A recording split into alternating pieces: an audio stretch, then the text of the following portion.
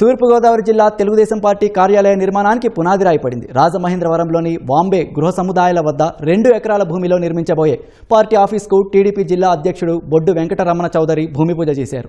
ఈ కార్యక్రమంలో ఎమ్మెల్యే ఆదిరెడ్డి శ్రీనివాస్తో పాటు కొవ్వూరు, గోపాలపురం ఎమ్మెల్యేలు పాల్గొన్నారు. పార్లమెంట్, అసెంబ్లీ నియోజకవర్గంలోనూ పార్టీ కార్యాలయాలు ఏర్పాటు చేయాలని నిర్ణయించినట్లు వెల్లడించారు.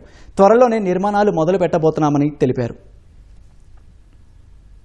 శ్రీ నారా చంద్రబాబు నాయుడు గారి ఆదేశాల మేరకు ఈ రోజున ఇక్కడ ఈ కార్యక్రమం చేపట్టడం జరిగింది. గవర్నమెంట్ భూమి 2 ఎకరాలు వారి దగ్గర పర్మిషన్ తీసుకుని కలెక్టర్ గారికి మేము అప్లికేషన్ పెట్టుకుంటే మాకు ఇక్కడ రూరల్ నియోజకవర్గంలో వస్తుంది ఈ ఆఫీసు. కేబినెట్లో కూడా దీన్ని చర్చించి ఆమోదించడం జరిగింది.